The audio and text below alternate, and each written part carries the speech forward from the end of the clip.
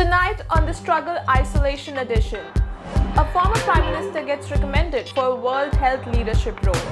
Two former Prime Ministers tell us what is politics by trading barbs. And we take a look at why some would prefer Nan and Pop Carter rather than the stock market's take a hit.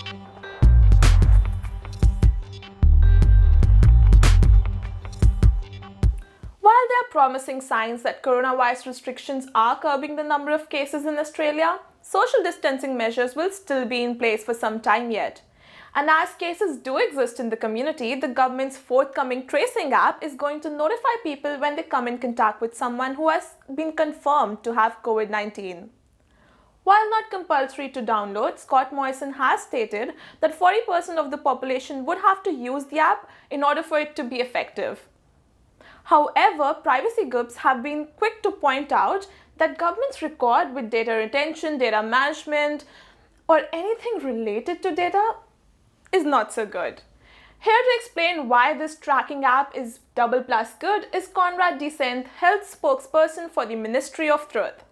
Thanks, Tavleen, but I'm actually an honorary member of the Department of Home Affairs. We take the time to track your movements, relationships, and financial status. The least you could do is remember us. Look, I'm sure the first thing you thought about when you heard about this contact tracing app is how the government created a My Health record that was vulnerable to hacking and data breaches. Or how the government passed one of the most comprehensive and intrusive data retention schemes in the world that collected our metadata from our phone calls, internet activity, messages, emails, and the list goes on, and stored it for 2 years. Or how the government spent months assuring the public that moving the census online would increase security and save money, only for it to come under a massively crippling cybersecurity attack the second it launched. Or about how when faced with criticism from a member of the public about dealing with the difficulty of Centrelink, the government then released that person's personal information to the media. Or how the government is sharing private medical data with law enforcement agencies through a secret agreement that doesn't require or warrant a court order. Now, I don't think people have the memory of a goldfish.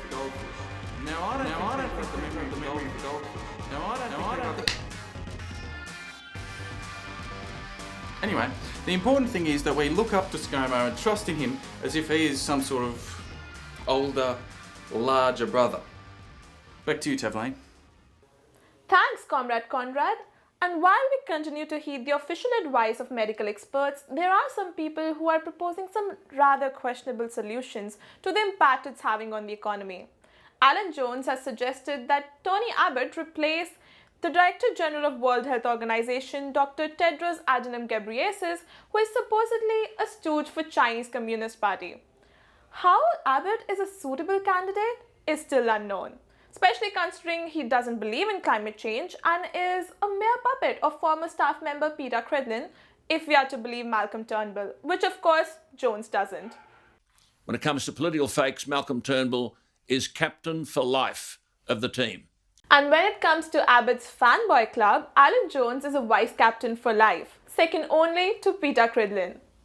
Though if Abbott somehow did land this job, he would be able to enforce social distancing rules, especially if he rocked up to work kitted out like this each day. But bickering former PMs and shock jocks aside, there is another concerning health view that is being raised by some in the media. The time to start ending this lockdown is now. The idea of abruptly ending coronavirus restrictions to prevent economic destruction, though, carries with it some devastating consequences. The Financial Review ran a piece earlier this month titled Lives Matter, but at what cost? Where author John Kehoe suggested that some senior members are willing to die if it means to protect the economy of their future generations. This idea was quick to receive public backlash, with more than 100 economists writing an open letter to Prime Minister Scott Morrison rejecting the idea of prioritizing economy over people's lives. For more on this conflict between dollars and cents, we go now to our culture war correspondent, Penelope Cole. Thanks, Tavleen. I'm coming to you direct from the battle lines of the latest economic standoff, the home front. You see, some in the media are spruiking the idea that we should wind down restrictions, jump off our couches and get back into the swing of life, fully aware that it will be a death sentence for society's most vulnerable. As if the Ruby Princess debacle hasn't claimed enough lives, it still seems some media outlets are keen to see the body count increase. While this grand for grammar proposal has enraged many for suggesting a price can be put on human life, this plan also eerily echoes ritual slaughter. Not only is this deity, the economy, something we A, can't see, and B, can't understand exactly how it works, but it also expects human sacrifices. What's also rather confronting is just how brazen and forthright these opinion pieces have been in their deathly declarations, given the topic's global sensitivity. And for years now, we've been accustomed to the finance sector screwing people over and hiding things in their terms and conditions. I mean, if these economic supremacists stuck to their true form, they would have concealed their gender in the puzzle page of the newspaper, leaving oldies to solve an anagram riddle to discover their fate. For proponents of elderly extinction, who supposedly only sees the world in monetary terms, there appears to be a fundamental fiscal flaw. Given the audiences for these media outlets skews to a significantly older demographic, killing grandma and grandpa would likely be a nail in their own coffins. Penelope Cole signing off. Thanks, Penelope. That's uplifting. And we are off to a quick break. Welcome back. If you've been craving some political gossip from the good old days of last decade, former Prime Minister Malcolm Turnbull's memoir, A Bigger Picture, is here. And boy, does it spill some serious tea on some members of the government, both former and current. After being dislodged in 2018, Turnbull said he would differ from his predecessors by not letting his actions be fueled by hate and bitterness. There's no way I'm going to be hanging around like an embittered Kevin Rudd or Tony Abbott. No, well, seriously, I mean, these people, what are they? They're sort of like miserable ghosts. And here I was thinking finally there's a PM leaving office with a little bit of dignity. But oh no, Malcolm is back and he's got an axe to grind. Although Turnbull claims he doesn't hold a grudge against those who played a part in his downfall and he certainly isn't a hater, his stories say otherwise. In his memoir, he throws some serious shade on many Liberal Party politicians. He's labelled Peter Dutton as self-delusional and a narcissist, and slammed Scott Morrison's cringeworthy Daggy Dot persona as being a carefully cultivated facade. Here to unwork this squabble and tell us more about all of this is our HR manager, Denise. Thanks, Tavleen. A bigger picture couldn't have caused a bigger shitstorm for the government's HR department. With a book leak from the PM's office, an ongoing AFP investigation, and a lot of hurt feelings, the Liberal Party's HR manager is going to need a sabbatical ASAP. This, my friends, is what we call a human resources nightmare. Now, you might be thinking to yourself, well, this could never happen to me. But let me warn you, HR managers, this is a textbook example of a complaint gone wrong. It's clear that Malcolm had some pretty hard feelings towards his fellow party members. I mean, imagine if you were overthrown by your colleagues and then replaced with Scotty from marketing. But if Malcolm had been encouraged to voice his complaints in the safe haven that is the Human Resources Department, and those complaints been addressed respectfully and with open channels of communication with all the parties involved, this mess might have been avoided. But instead, we have a name-calling, backstabbing blame game of epic proportions in the midst of an international pandemic on top of that. I want you to take a moment and think about your workplace. Perhaps you saw two employees having a heated exchange before an important meeting.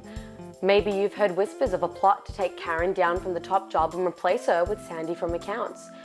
Or maybe you're in a WhatsApp group discussing how your former boss's soon-to-be released memoir is being illegally distributed.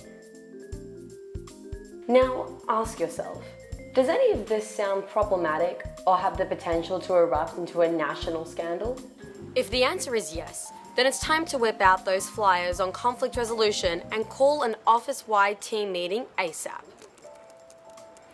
So if you're an HR manager looking to build a workplace environment with strong, healthy relationships, then look no further than the federal government. And then do the complete opposite. Back to you, Kathleen. Thanks, Denise. The economic impact of Australians self-isolating has hit the tourism industry pretty hard, with travel restrictions remaining in place for the foreseeable future. Last week, Virgin Australia announced it's entering voluntary administration because the government refused to bail out the company after it had accumulated a debt of $5 billion. Treasurer Josh Frydenberg justified the decision by saying, "But the government was not going to bail out 5 large foreign shareholders with deep pockets." I'm not sure how deep pockets would help save the airline anyway, considering cash payments are out of vogue at the moment. But the pandemic is taking its toll on other Virgins and non-Virgins across Australia, surely but slowly driving everyone insane as the number of days under self-isolation continue to grow. Let's cross now to our I'm a Millennial, Get Me Out of Here correspondent Emily, who's found her newfound skills in the kitchen to be a savior at this time of utter madness. Hi, welcome back to I'm a Millennial, Get Me Out of Here. Now, since all of you are getting stuck into the kitchen, I thought, why not share with you my recipe for COVID banana bread? Now, first thing you want to do is preheat your oven, grease your pan, and get your ingredients ready for you. I think as we've seen on a global scale, how important it is to be prepared. And your kitchen should be no different. Now we're going to get some self-raising flour and sift it into the bowl here. If you're like me and you don't have any self-raising flour, you've only got plain flour, don't worry. You can try and make up for that by adding a little bit more bicarb soda. Kind of like how the RBA has been making up for a lack of economic activity by printing more money. Next we're going to be mashing the bananas. Here are some that I put in the freezer about a week ago and just kind of forgot about really. I mean, I never really considered bananas important. Sort of like how essential workers have been looked down upon in the past. But as we know, without these bananas there would be no banana bread. They're the most important ingredient here. Okay, so next we're going to add in the rest of the ingredients. So that's the brown sugar, the whisked eggs, milk, vanilla, and once you've added all those in, we're going to start folding. Now I don't really know what the recipe means by that, folding it in. It's kind of like the government guidelines as to what is and what isn't essential travel. It's a little bit unclear, you have to sort of do your own sort of research, but I think I figured it out. I think I've got the hang of it. 1 hour later. Now that that's done, we're just going to put that in a pan, put it in the oven for the next 20 minutes or so and let that bake. Make sure to keep regularly checking up on your banana bread. If you just ignore it, it's just going to deteriorate and it'll burn, turn into something that's beyond your control. A few moments later.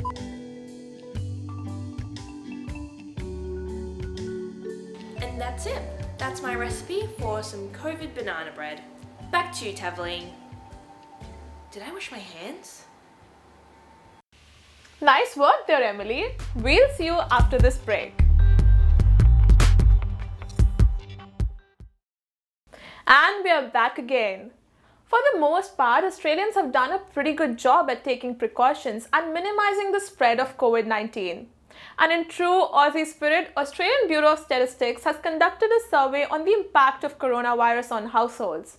It found that 98% of us are social distancing and 88% of us are avoiding public spaces and events. Almost 9 out of 10 of us are using hand washes and sanitizers more than usual, and about 1 out of 6 of us are using face masks.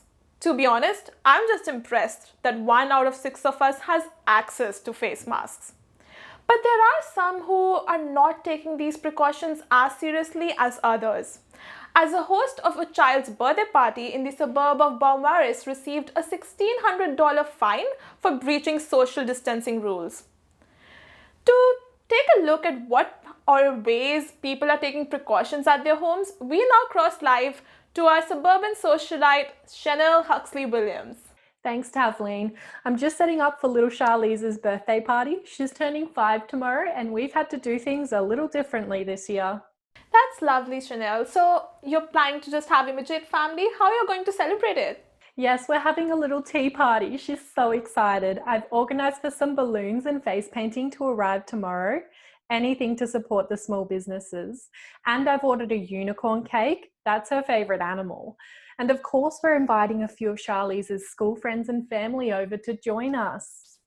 Is that the wisest thing to do in the middle of a pandemic? I mean, someone could get sick.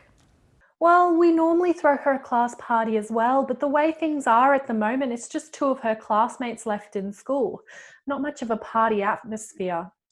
So that's why her other friends will be coming here instead. Wait till you see the back garden, Tavleen. We've got a jumping castle and water slide being set up. Surely this counts as our daily exercise quota. Chanel, I would strongly suggest for you to reconsider this whole party idea because it's not the wisest thing to do. We're in the middle of a pandemic and all that self-isolation we have been doing for the past few weeks, it will go to waste if you do something like this. Someone could get sick and spread the virus. Things are heading, the curve is flattening. Besides, it'll be outdoors. It's the safest place to be. And to be fair, Tavleen, with such a low percentage of the population having this coronavirus thing, I doubt anyone in my circle will have it. And if we happen to catch it, well, we might as well let the children have fun doing it. You've heard of the chickenpox parties. Anything towards herd immunity, I'd say.